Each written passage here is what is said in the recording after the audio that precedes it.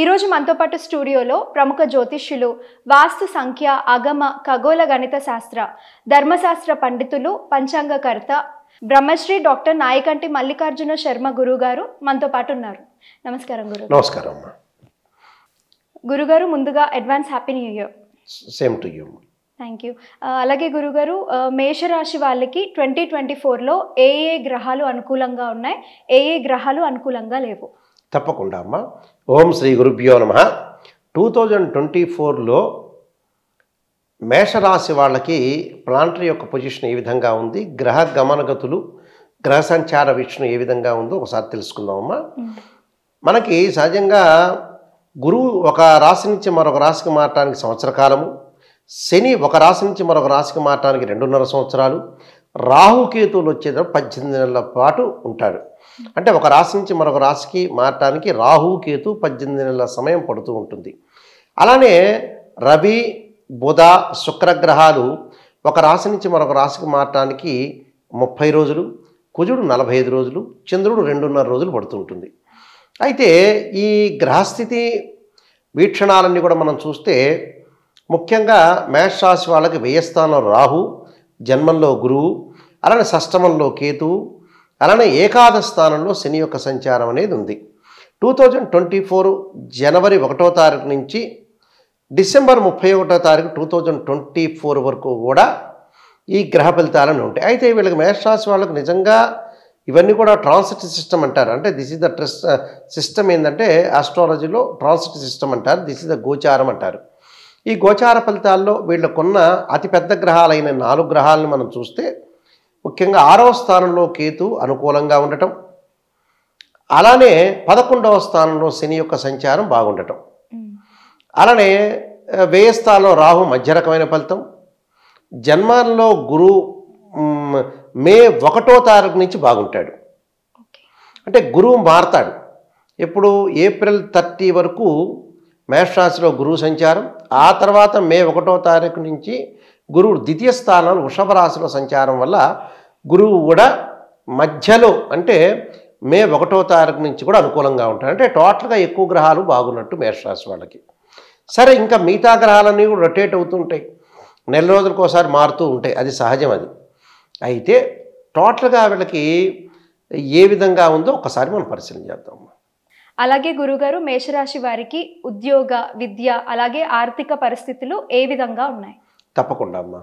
మనం విద్య, ఉద్యోగ, ఆర్థిక పరిస్థితులు, రకరకాల పరిస్థితులు అనేవి ఉంటాయి. అయితే మన గ్రహాల ప్రకారంగా మనం చూసుకుంటే, గ్రహ సంచార విషయాన్ని చూసుకుంటే మేషరాశి వాళ్ళకి మే 1వ తారీఖు నుంచి ద్వితీయ స్థానంలో గురువు ఉండటం వల్ల ఆర్థిక స్థితిగతులు బాగా మెరుగుపడతాయి. అంటే డబ్బు పరంగా ఆకస్మికంగా ధనలాభం కలగటం, అలానే ఎకనామిక్ గ్రోత్ అనేది బాగా ఎక్కువగా ఉంటుంది. అంటే ఎకనామిక్ గ్రోత్తో పాటు చాలా ఉద్యోగ వ్యాపారం చేస్తున్న వ్యక్తులందరికీ కూడా బాగుంటుంది. అంటే ఏప్రిల్ 30కి ఒక రకంగాను, అంటే జనవరి 1వ తారీఖు నుంచి ఏప్రిల్ 30 వరకు ఒక రకంగా ఉంటుంది, మే 1వ తారీఖు నుంచి డిసెంబర్ 31వ తారీఖు వరకు ఒక రకంగా ఉంటుంది. అయితే గురుబలం వల్ల వాళ్ళకి ఏంటంటే మే నుంచి చాలా బాగుంటుంది. అంటే ఏప్రిల్ 30 వరకు కూడా వాళ్ళు ఎట్టి పరిస్థితుల్లో కూడా వ్యాపారాలు వాటిల్లో అధిక పెట్టుబడులు పెట్టకూడదు, జన్మంలో గురువు ఉన్నాడు కాబట్టి. అంటే అధిక పెట్టుబడులు పెట్టకుండా చాలా జాగ్రత్తగా, మితంగా, పొదుపుగా డబ్బును వాడుకోవటం చాలా ఇంపార్టెంట్. అంటే ఏదైనా సరే పొదుపు మెయింటైన్ అనేది చేయాలి. అంటే ఈ ఏప్రిల్ 30వ తారీఖు వరకు కూడా కొంత గురుబలం అనేది తక్కువగా ఉండటం వల్ల కొద్దిగా అనుకూలంగా ఉండే పరిస్థితులు అనేవి చాలా తక్కువగా ఉంటాయని చెప్పుకోవచ్చు. అంటే ధనపరంగా మాత్రమే. అంటే మే 1వ తారీఖు నుంచి ధనపరంగా చాలా బాగుంటుంది, వాళ్ళకి అనుకున్న పనులన్నీ కూడా నెరవేరే అవకాశం ఉంటుంది, ఆకస్మిక ధనలాభం, ఆర్థిక పరంగా ఇబ్బందులు లేకుండా ఎకనామిక్గా గ్రోత్ ఉండే అవకాశం గ్యారంటీగా ఉంటుంది. అది మే 1వ తారీఖు నుంచి భాగస్వామ్య వ్యాపారం బాగా కలిసి వస్తుంది, ప్రయాణాలు చేసే అవకాశాలు బాగా ఎక్కువగా ఉంటాయి, అలానే నూతన వస్తువులతోటి వ్యాపారం అనేది చాలా ఎక్కువగా ఉండే అవకాశం గ్యారంటీగా ఉంటుంది. అలానే నూతన ఉద్యోగాల్లో ప్రమోషన్లు వచ్చే అవకాశం ఉంటుంది, ఉద్యోగపరంగా చాలా అనుకూలమైన ఫలితాలు జరిగే అవకాశం అనేది ఉంటుంది. అంటే ఏప్రిల్ 30 వరకు కొద్దిగా జాగ్రత్త ఉండాలి. అలానే విద్యార్థుల దగ్గరికి వచ్చేటప్పుడు కొంత గురుబలం తక్కువగా ఉంటుంది కాబట్టి మనకి ఎగ్జామినేషను దాదాపుగా మార్చి, ఏప్రిల్లోనే ఉంటాయి ఎవరికైనా సరే. అంటే అకాడమిక్ ఇయర్ అనేది, ఆ అకాడమిక్ ఇయర్లో ఏరే వ్యాపకాల మీద వెళ్లకుండా స్టూడెంట్స్ కొంచెం విద్యార్థులు కాన్సన్ట్రేషన్ చేసి చదవటం అనేది చాలా ఇంపార్టెంట్ ఇక్కడ. మళ్ళీ నెక్స్ట్ అకాడమిక్ ఇయర్ అనేది చాలా బాగుంటుంది. అంటే మే 1వ తారీఖు నుంచి గురువు మారుతాడు కాబట్టి చాలా బాగుంటుందని చెప్పుకోవచ్చు. అలానే 11వ స్థానంలో మేషరాశి వాళ్ళకి శని వల్ల వ్యాపారం అనే నూతన వ్యాపార లాభం కలుగుతుంది. అలానే ప్రయాణం వల్ల లాభం కలుగుతుంది. నూతన వ్యక్తుల ద్వారా పరిచయాలు ఏర్పడే అవకాశం ఉంటుంది. బంగారు ఆభరణాలు దుస్తులు కొనుగోలు చేసే అవకాశాలు బాగా ఎక్కువ ఉంటాయి. అలానే 12వ స్థానం రాహు వల్ల విదేశాలకు వెళ్ళే అవకాశం ఉంటుంది. అలానే అక్కడ వ్యాపార సంబంధించిన లావాదేవీలతోటి కూడా అందరితోటిగా మాట్లాడే అవకాశాలు బాగా ఎక్కువగా ఉంటాయి. కాబట్టి వాళ్ళకి సోదరుల యందు ప్రేమ పెరుగుతుంది. బంధువులతోటి కలయిక, విందులు, వినోదాలులో పాల్గొనే అవకాశాలు కూడా బాగా ఎక్కువ ఉంటాయి. అంటే రాహు వల్ల మంచి లాభం కలుగుతుంది అని అర్థం. అలానే 6వ స్థానంలో కేతు ఉంటాడు.